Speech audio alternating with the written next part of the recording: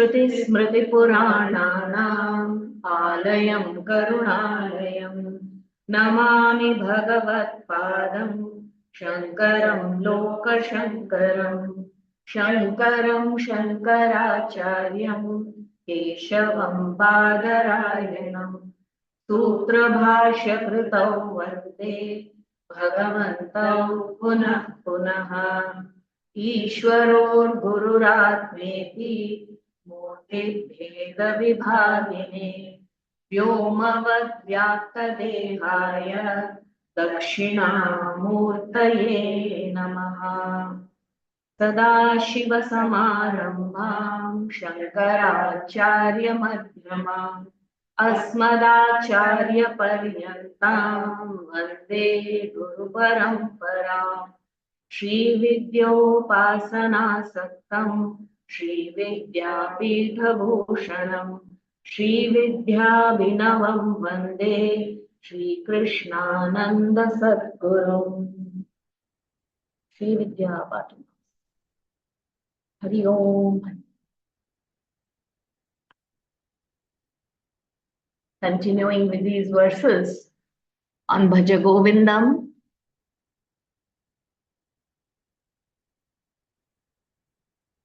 We are on the 23rd verse today. We will begin from here. And this verse, it's again what we say, it should shake us up. Because what is told here is something we don't get to hear very easily in life, especially if we have not spiritually inclined or we haven't yet started questioning about our existence or the existence of the world. So we shall just read this verse. Tastvam oham kuta ayatah कामे जननी को मे तातः इति परिभावय सर्वमसारं विश्वं त्यक्त्वा स्वप्नविचारं भज गोविन्दं गोविन्दं भज मूढमते. This verse, attributed to Sri Yogananda, another disciple of Bhagavan Shankara.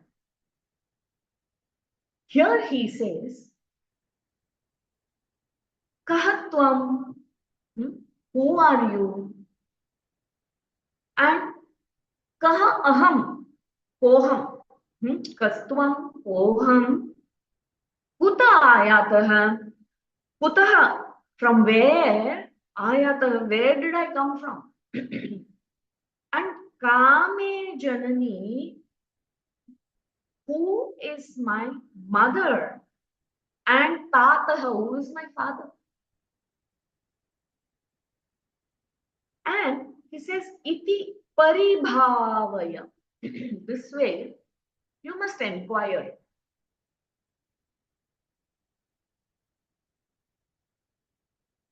When you inquire, you will understand Sarva Asaram. All this is essenceless. There is no essence in it. Now, this is very, very difficult for us to digest, isn't it? He says this Vishwam, this entire world. Vishwam is world, isn't it? And world of what? Basically, we call this a world. But world of what? What is happening in this world?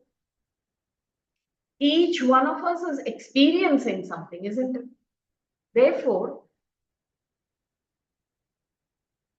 in what we call world or this loka is nothing but a field of experience. You say in my world. What is my world? My field. Each one relating to their senses. How do you know the world? Through the senses. The eyes, the ears, no? They all tell us of what is happening in the world. So you see colors, you see forms, you hear sounds, then you eat something, you have a taste for it. You can feel the atmosphere around you in your skin. This way, you have a sense of what is happening. Then you have a mind which reads all the experiences that you go through and comes to a conclusion. And because we have all categorized enough, it has been done in this field. So the moment the child is born, even the child is already conditioned. We give the child a lot of information. So even before it has started sensing sometimes and understanding completely for itself what the sense means, we are already telling this is good sense or this is bad sense. So it grows up, so this information is already there in the mind. It is never that a child, then that child has to be isolated in an island without human beings to learn afresh about all these experiences. But basically, we teach. Is this, oh, don't touch this is hot, this is cold. So even before the skin can tell it what is hot, cold, the mind has accepted, oh, if it is this way, it is hot, it is stopped. So certain information, knowledge is already given. This creates the field of experience for me. Here, he says, iti paribhavaya, inquire this. And when inquiring really deeply, what do you find? That sarvamasaram, it has no essence. This Vishwam, field of experience, tyaktva is just, it's a mere dreamland born out of imagination. So leaving aside this field, you inquire into this Vishwam is Swapna Vichar. It is like dream. In the Mandukya Karikas, it is a commentary by Sri Gaudapadacharya, who has written a commentary on Mandukya Upanishad. He rationally brings out these points and tell us, how what we see, what we consider this as the waking state, and whatever I see and I experience in the waking state is real. This is what is the common understanding. So nobody questions this, right? If we have taken this to be real, we are considered normal. We are considered sane. But here the rishis tell us, do not take this seriously. For this world is also as illusory as your dream state. This is little difficult to digest and difficult to comprehend. But here, Sri Yogananda urges us. And how will you do it? Bhaja Govindam, Bhaja Govindam. Go to the essence. This Govinda, this master, this substratum or the source. We must go to the source from where all these experiences arise. And is there a state where you are there and there is no such experience? The master say, yes, there is. So we must inquire this way. Now, only when you come, you enter the gates of spiritual teachings and masters in the Eastern philosophy who will tell you this. They have done so much mananam. contemplation on these experiences that we have. And they realize that the waking state, which we considered real, then there is a dream state, and then there is a deep sleep state. And these are all various experiences which come and go. When there is a waking state and you say, I am awake, which means you are not dreaming now, nor are you fast asleep. Then when you are dreaming, you may think that dream to be real because at that time you are the dreamer. In that dream, whatever is happening is so real for you. But when you wake up from that dream, you say, it was just a dream. There is no truth to it. Because I was not here, I was somewhere else. So that has happened. It is a possibility that you are in the body, you are in one place, but your subtle body, which means your mind and intellect, might create an illusion for you where you believe that you are somewhere else. Last night I had this beautiful dream. I was in Shivaloka, no? And it was snowing all around, and Bhagavan Shiva was sitting there with Ma Parvati, no? And it was so cold outside there, but I was not at all cold. I was so pleasant. I was lost. I was in a trance looking at my beloved Shiva. Huh? Now all this is happening. It is very real when that is happening. Then it lasted only for 2 minutes. Because I woke up with a scare when the snake around Bhagavan Shiva's neck suddenly hissed at me.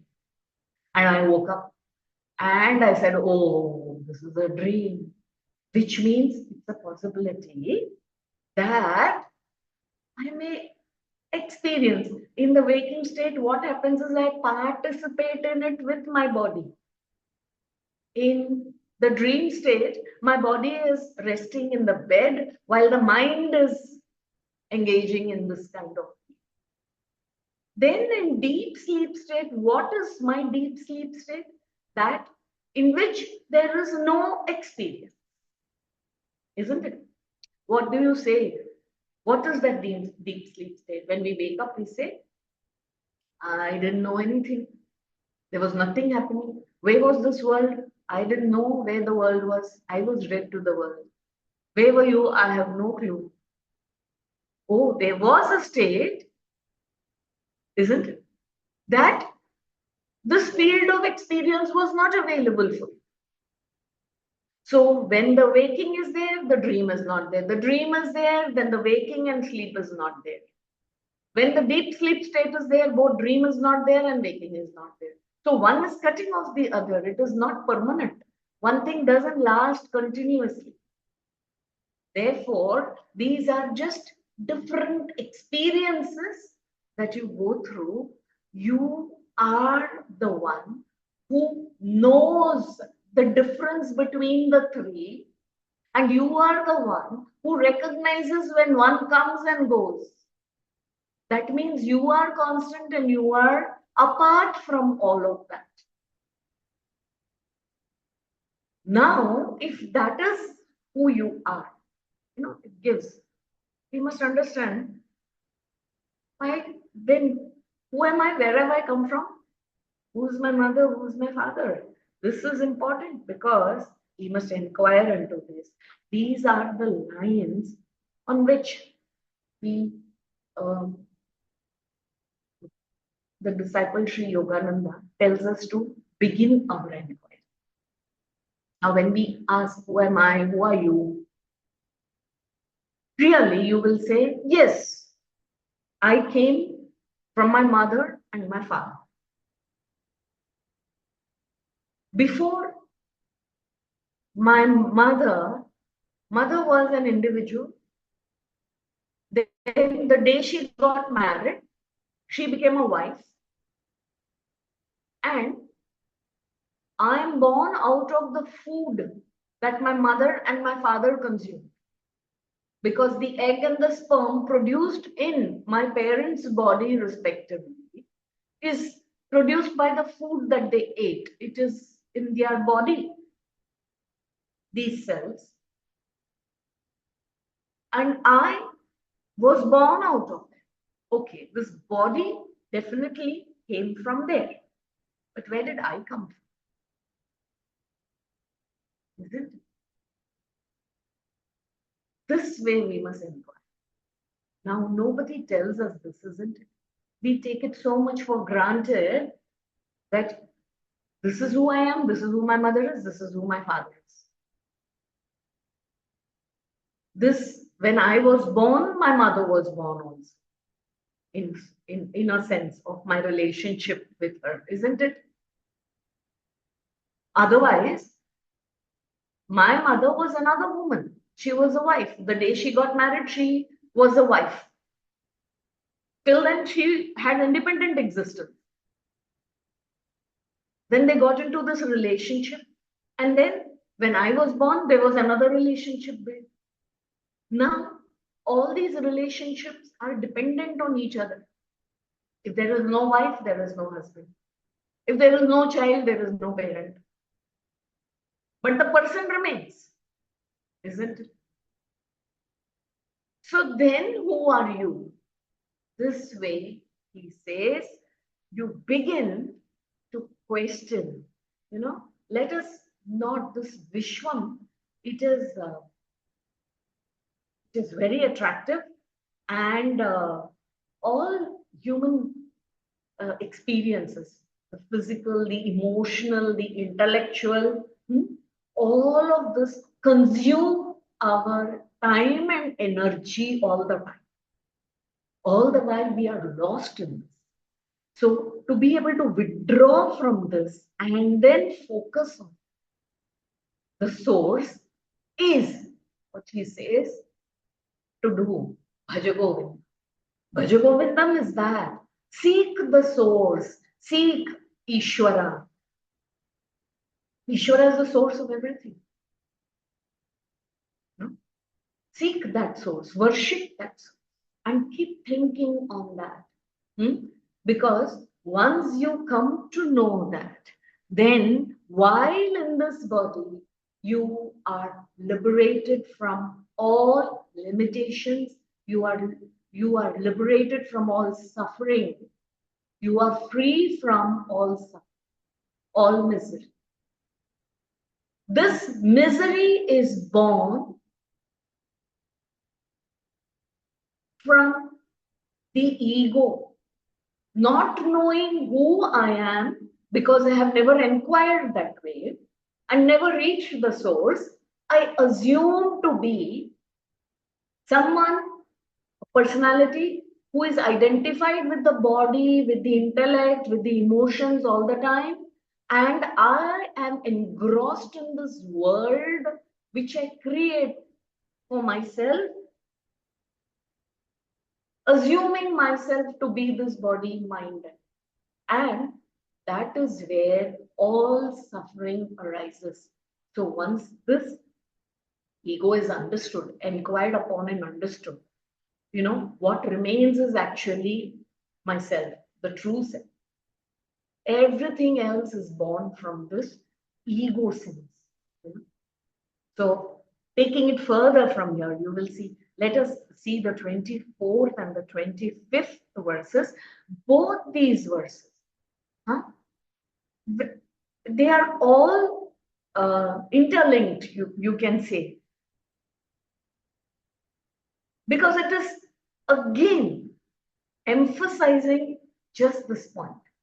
Bhaja Govindam, Bhaja Govindam. Once we have now understanding the verses, explanation of the verses, we cannot simply chant it anymore. There was one lady who called up and she said, I used to continuously chant the Bhaja Govindam. I used to learn to sing it like the way M.S. Amma has, very beautifully rendered it. And I would be so lost in the raga and the lyrics of it, enjoying that. I never knew it is actually like a Moha Mudgara. It was an axe which had to knock me. Now I am not able to just ignore that aspect. I have started listening. Now it is thought provoking. She says, I cannot let go of it. So I am going, I cannot just sing it like the way I used to. I just stop every time with one verse, then it makes me think. And that is the beauty. Huh? So here we shall just read. त्वयि मयि चान्यत्रैको विष्णुः व्यर्थं कुप्यसि मय्यसहिष्णुः भव संचेत सर्वत्र त्वं वाञ्छस्य चिराद्यदि विष्णुत्वं भज गोविन्दं भज गोविन्दं गोविन्दं भज मूढमते क्षत्रौ मित्रे पुत्रे बन्धौ मा कुरु यत्नं विग्रहसन्धौ सर्वस्मिन्नपि पश्यात्मानं सर्वत्रोत्सृज भेदाज्ञानं भज गोविन्दं भज गोविन्दं गोविन्दं भज मूढमते. Here it is this 24th verse. We'll see. He says, Tvai, Mai, and Anyatracha. In you, in me, and in all other places, there is but one, that Eka Vishnuhu, Sarva Vyapak, all pervading Vishnu. Vyartham Kupyasi, Vyartham unnecessarily, you are getting angry with me. Well, it is like sometimes as we are reading the Bhaja Govindam and oh, Bhaja Govindam, go to the source, understand God is everywhere, seek this, we keep telling. And we also hear, we also know it is true, because somewhere within us, the spiritual teacher is not telling us anything new. It is just that we have forgotten who we are. We have come from the source, so we cannot not know it. We have simply forgotten. We are simply lost in this world. But when the teacher says, you are that, I am that, I know, but I am not able to experience or know it so soon. So what happens? A certain amount of anger also might come. What is the teacher is going on telling? You are that, you are Satchit Ananda Swarup, you are this. You might get angry. So he says, Vyartham Kupyasi Mai, being impatient. You are Asahishnu. Sahishnutvam is patience, being patient. So he says, don't become impatient. Become Samachitta, Bhava Samachitta, Sarvatra, everywhere. Tvam, if you want to see, Vanchasi Yadi, if you want to see Achirat, very soon, Vishnutvam, the status of Vishnu, the status of Bhagavan. If you want to see, then become equal-minded or even-minded. That is Samatva Buddhi. Bhagavan Krishna constantly reminds Arjuna that you have to be in the state of equanimity all the time. Bear whatever comes your way. Little bit of patience and tolerance you must have. You must be able to, this four variants we say, Bhairi. There is cold or heat at the physical level, pain or pleasure, praise or insult, profit or loss. All of this must be taken in its stride. You must not run after something or try and resist something too much in life. Usually, this we are not taught. We are forever. There is either we welcome anything that is what we think is good for us. We want that and we keep on craving for that and we work towards getting that. In ignorance, we do. And anything that is uncomfortable, unpleasant, we work towards avoiding that. So our entire activity is either running after something that we like or resisting something that we don't, running away from it. Never the samatva buddhi comes up. The samatva buddhi is what? Even minded. Come, whatever. See, now here we are not saying you go and tolerate all kind of nonsense from you. That is not good. Understand? Circumstances come. It is already given to you. This is something you cannot avoid, right? But your response to it is something in your hands. You can control. What happens to you if somebody comes and falls in love with you and says, I'm in love with you, or somebody comes and says, I don't like you, I don't like the face of you, and I want to avoid you, or he angers you, insults. This you cannot avoid. But how you respond to each one of them, heat or cold, pain or pleasure, insult or praise, is up to you. How will it come up to you? Only when you do not give in and retaliate immediately. Samatvam, maintain whatever is given to me. This has come to me. So now what do I do with this? Do I accept it or do I withdraw from it? Do I give it back? Or so how will I be able to think? Only if I am in a cool state of mind, relaxed state of mind, and not all the time triggered, to react. So this samatva, calmness, composure of the mind is very rich. Then, even if somebody angers me, I need not retaliate immediately. I take my time, and if I think that, yes, this person requires one tight slap from me, go ahead and give that tight slap. Nobody is stopping you from. But if you have done it in a state from composure, from that state of composed, that means you are not retaliating in anger. You are acting in relaxation. Composed, you will know that this person requires this kind of response. Then when I have responded, what happens? I don't regret my action. It may be anything. I can respond, I can choose to ignore, I can choose to give back, I can go to give him a hug also. When I know that this person, all he needs is a hug from me, then things will be all right. I might even go and hug him. I don't need to slap him. But whatever that I do, I will not regret it. Why? Because it's a deliberate action. I have thought about it. I know what will be the consequences of my action. So give yourself that time to come back to your state of relaxation, and then you act from there. Why should I do this? Because this Lord only exists everywhere.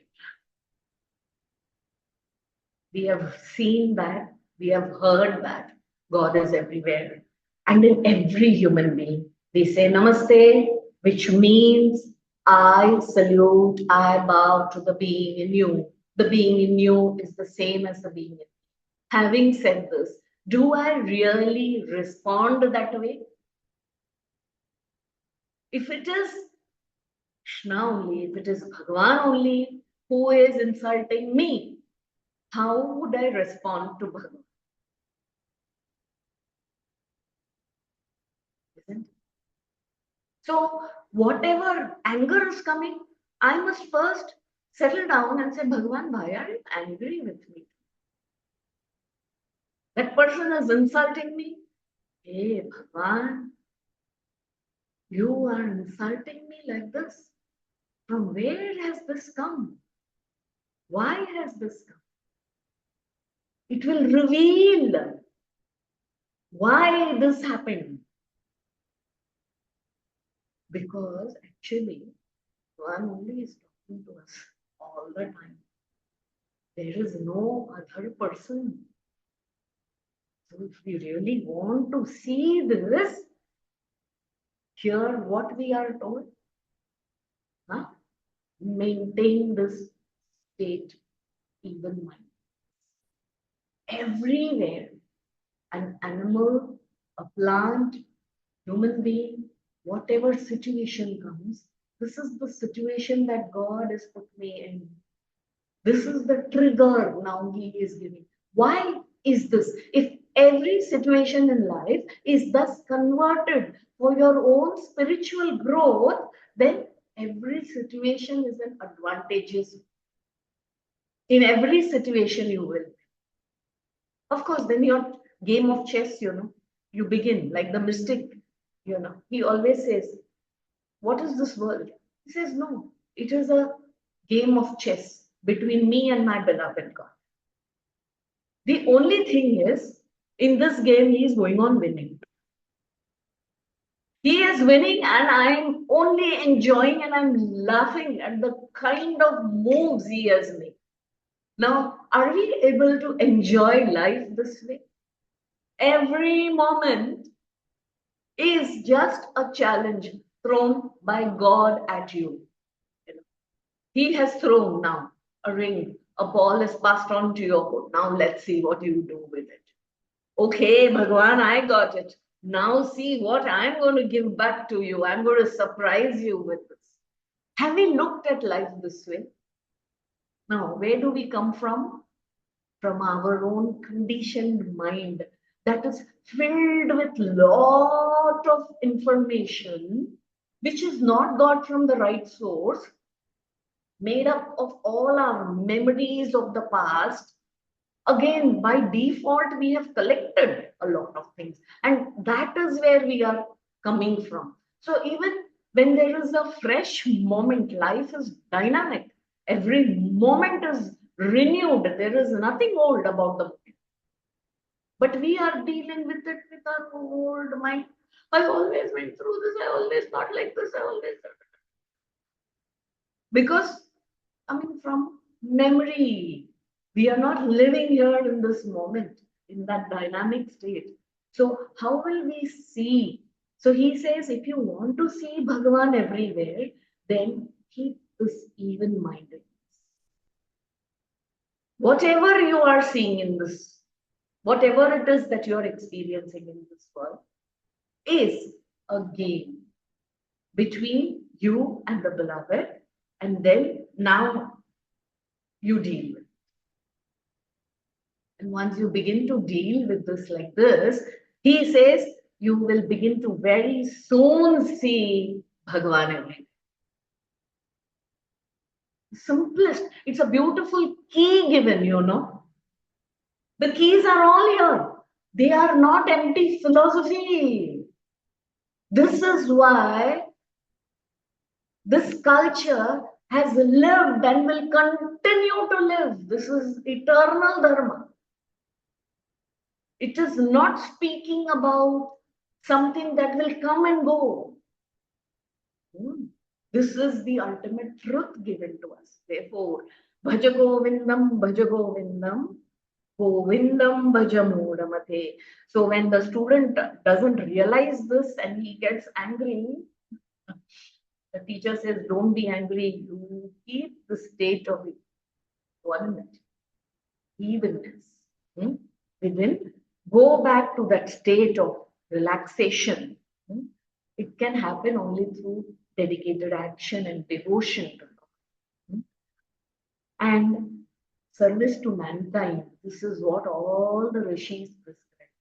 Anybody who comes to you, you must, in your mind at least, think, what can I do for him or her? How can I contribute towards the world? What can I bring forth? In what way? It could be in kind, in cash, in time, in energy, sharing your talent, contributing your qualities, whichever way. Can you enhance the experience of this world of the others also? Can you be a contributor and contribute with the state of composure and relaxation? Then definitely, otherwise, what are we doing? Like in the 25th verse, very clearly, Shatrau Mitre Putre Bandha, what are we doing? We are striving and struggling, wasting our energy to fight against. We have Shatrus, we are fighting against enemies, or we are busy making friends. Mitra. And people say, no, we have to invest time and energy in relationships. We have to maintain. If we both have got into a state of understanding and relationship that, you are my friend from now on, so then lot of conditions apply.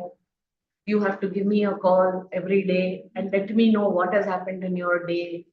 How are you? If there is something you did and you have not told me, you did not tell me about this, then misunderstandings arise. Then till yesterday you were Mitra, now you have become Shatru.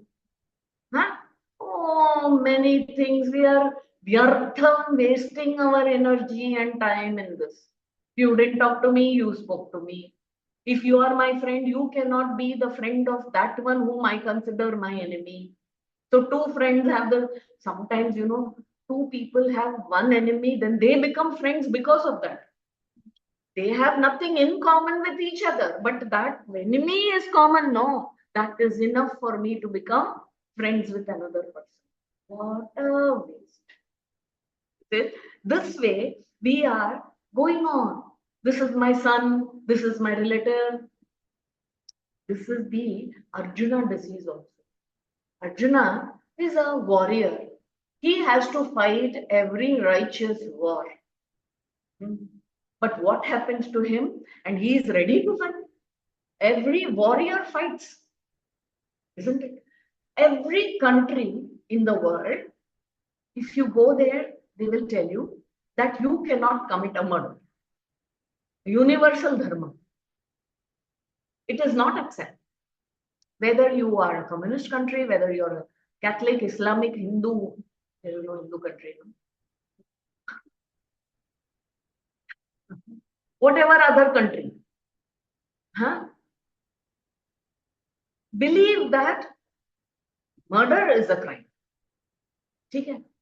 But every country has a set of armed forces. They are supposed to protect the country. And in the line of duty, if they commit murder, then that is simple. So, what happens here? The soldier is ready to die. He is also ready to kill. The line of duty for the honor of his country. And he is also awarded a bravery award or whatever. This is the duty of the soldier. Arjuna was a soldier. But what happened to him? How can I kill my brothers, my teacher, my relative, my, this oh my God came in between. This ego sense of my relative, my friend, my shatru, when this minus comes, that is the ego sense, which is unnecessarily creating these relatives and problems for us. So here he says, do not waste your energy and strive not to create this mitra and shatru, and instead, what do you see? Lift the self of Sarvatra utsraja bheda. This bheda bhav that comes from ajnanam. It is born of ignorance.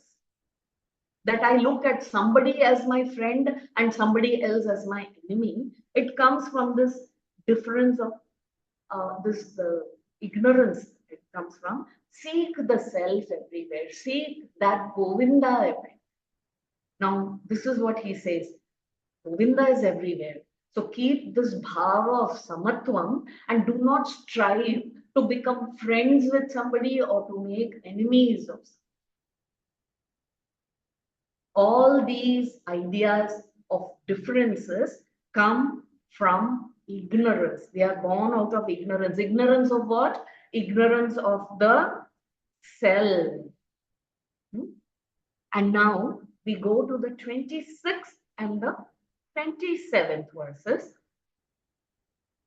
Kamam krodam lobham moham tyatvatmanam pashyati soham atmajnana vihina mudha te pachyante naraka niguda bhaja govindam bhaja govindam govindam bhaja mudamate Keyam Gita Nama Sahasram Keyam Shripati Rupamajasram Neyam Sajjana Sangay Chittam Deyam Dina Janaya Chavitam Bhaja Govindam Bhaja Govindam Govindam Bhaja Mudamate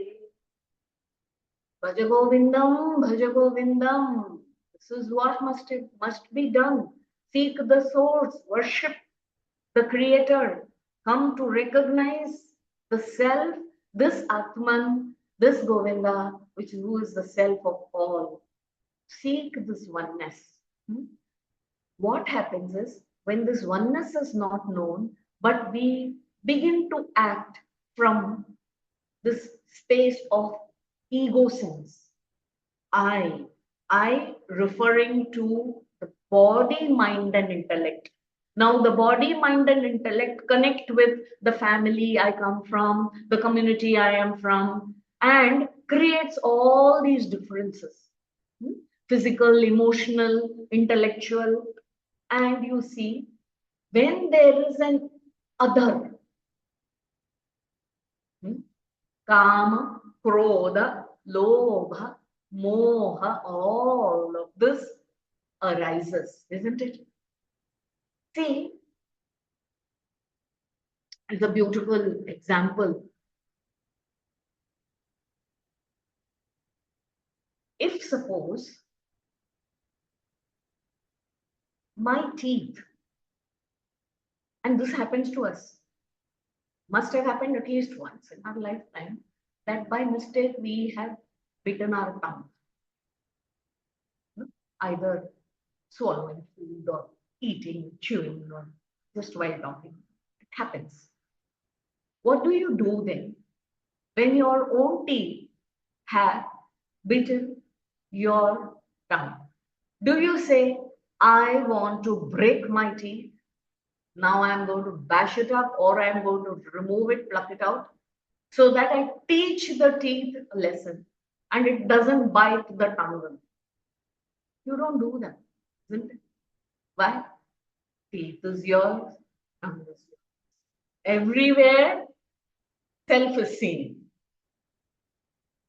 Your finger by mistake hurts your eye. We say by mistake. When it is done by us, if it is done by the other, we say, I am not sure. She must have intentionally done it. It cannot be a mistake. See, this Bheda Bhav comes. So this finger cuts the eye. Immediately, it's the hand, it's the finger that goes to the eye also to soothe it, isn't it? You don't chop off the fingers just because the finger hurt the eye. Why? The fingers are yours, the eye. So the sense of self, when it is pervading everywhere, there is lot of love and compassion. Unconditional love is available. But when that is not there, by mistake, my neighbor's finger touches my eye, what will happen? Huh? This Bhedabhav, that she is another and I am one, right? So when the sense of otherness is there, everything comes about, because the sense of otherness itself is a delusion. It is a projection. Projection, that means it's not true. It is not the projection of truth. Multiplicity is not the truth. It is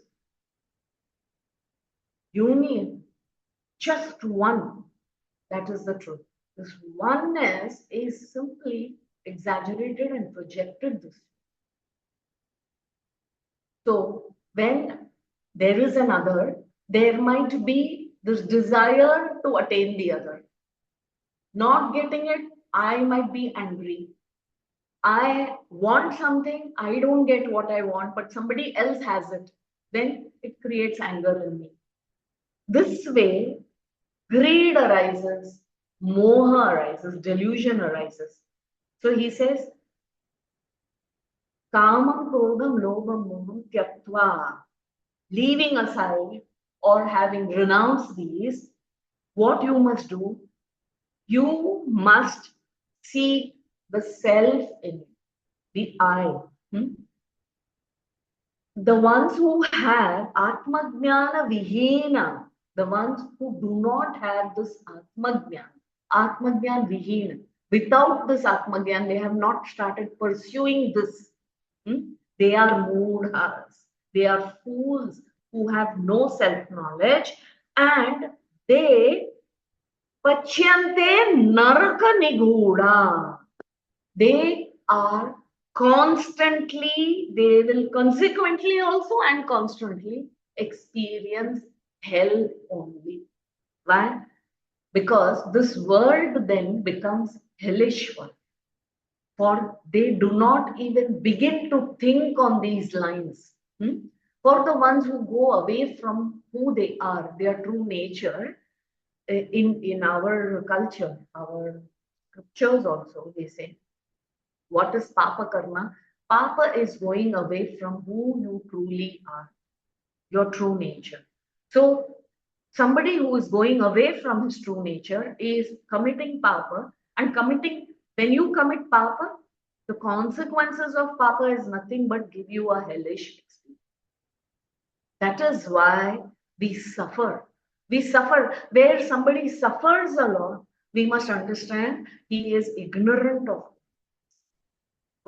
some information must be given to him, and seeking him to look at things from a different perspective.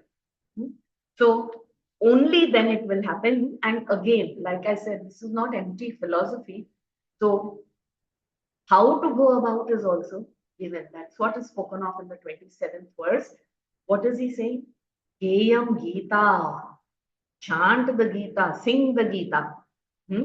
Sing the Nama Sahasram. What is that? The Sahasranamas. Whichever Sahasranama, your Ishtha Sahasranama, or you can chant the Vishnu Sahasranama. Chant these. This will make the mind come to a state of relaxation and will make it introvert. It will seek to go to the source rather than be distracted by the visions outside.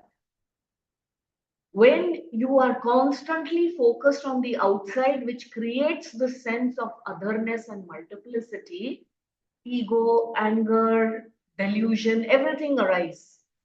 But the moment you have started chanting the Bhagavad Gita, we begin with chanting. That's why we teach children also from a very young age to chant these shlokas and mantras, so that their mind becomes calm. It has a certain vibrational quality. The Sanskrit language itself is like that. It is very piercing. And every sound actually has a vibrational quality which makes the mind very relaxed and composed. So what happens is when you keep chanting these, the child may chant, may learn by heart, may enjoy doing, may not know the meaning. It's okay. But as one grows, one wants to understand the meaning. The next thing will be, what is the meaning of what I chant? So this way you begin to see, look into the meaning of it. That is why this must be taught to everybody. So he says the Bhagavad Gita and Sahasranama are to be chanted. And the Rupam, Dhyayam, what is to be meditated upon is Shripati Rupam, the consort of Shri, that is Lakshmi. Huh? So the Lord of Lakshmi is Vishnu, none other than Vishnu Bhagavan. Keep the form of Lakshmi Narayana in front of you. Meditate upon. The mind is to be led. Neyam. Neyam is lead the mind, Chittam, who towards Sajjana Sangi, towards the company of good. Like we had said, Satsangatve Nisang. So when you are in Satsanga, the more and more time you spend in Satsanga, what happens? Automatically, you are able to discern. There is this quality of Viveka Buddhi that arises. What is permanent? What is worthwhile? Versus what is not. It is, so transient. It is temporary. Let me let go of this. This vairagyam is also this passion, detachment to things which are illusory and finite in nature, temporary in nature. You begin to grow a certain amount of this passion towards them. So this Viveka Buddhi and Vairagya grow from it. Such, it happens, and the mind is led towards such company. And he says, Deyam Dina Janaya Charitam. This Vittam, wealth, whatever wealth we have, we must learn to distribute it, share it with whoever needs. This is a very beautiful quality. This is a virtue. What is given to humankind to practice and inculcate with it. So this dana, charity, giving away should come. Alms giving to the poor. Okay? Whatever that is required. If somebody requires that we hear them out of their problems, then you can lend them a ear. That is also giving. This is also dana. It is not that you have to only give in cash. Somebody requires time because they have nobody, and if they are sick and you need to give them time and energy. There are many such people, elderly or who are sick, who do not have any relatives around who can take care of them. Can we contribute there? We must constantly look at this. So every moment of your life, daily activities, we must see how much of time and energy is spent on activities that serve me and mine alone versus how much is done selflessly. The more time and energy spent for others in your everyday activity, spent selflessly, which means less and less amount of time to procure for me and mine, and more time for the others, automatically you will see there is a great sense of fulfillment with it. People normally say, the takers do receive what they want, but it is the givers who sleep very well. You sleep with a lot of satisfaction and fulfillment. You know, so this is what we must learn. This is what is being given to humans also. This ability to give away in dhan. So he says, give away whatever you have. No doubt, nobody is telling you give away everything that you have. Bare needs for today and tomorrow, you keep. The rest you must see if you can donate it. And don't ask to whom is it going.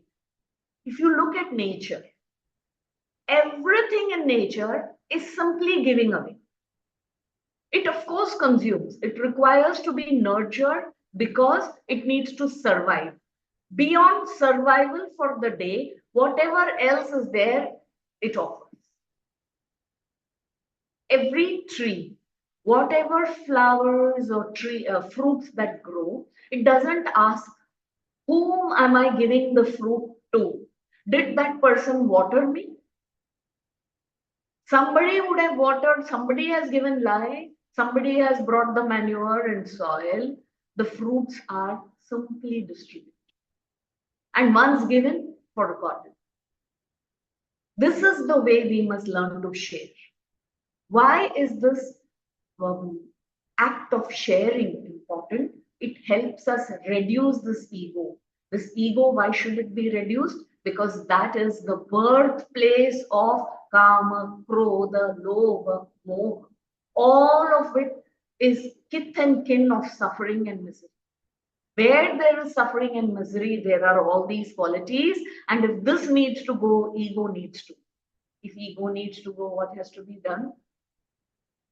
Learn to chant and understand the meaning of the Gita and the Sahasranama. Take the mind, lead the mind. It needs to be led. It will not go on its own.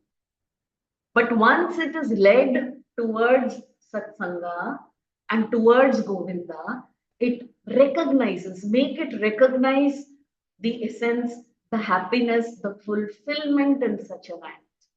Once it recognizes and it relishes that taste, no, it will want to go back there. This is how you bring the mind, lead the mind towards Bhaja Govindam, Bhaja Govindam, Govindam, Bhaja. This is the way we must. Bhagavan Krishna tells this mind can be your own friend or it can become your enemy.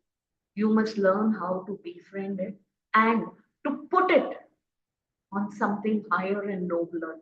Once it begins to taste that rasa, it begins to relish it, it will, in fact, you know, if you have started meditating like that and you have begun to see the enjoyment of fulfillment arising from puja, from japa, from dhyana, what will happen? Any day you miss, you know, the mind will tell you, Arey, today you have not chanted. Arey, today you have not read this. You have to complete this.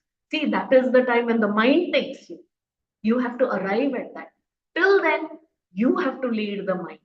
Come, mind, follow me, do this.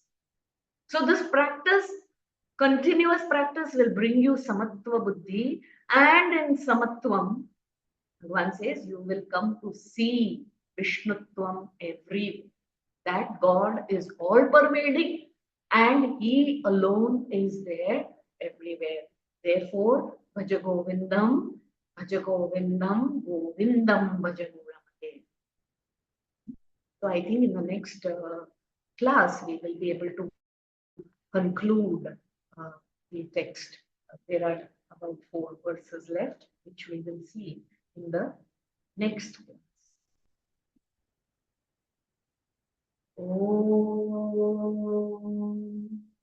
Purnamadah Purnamidam Purnat Purnamudachyate Purnasya Purnamadaya Purnameva Vashishyate. Om Shanti Shanti Shanti.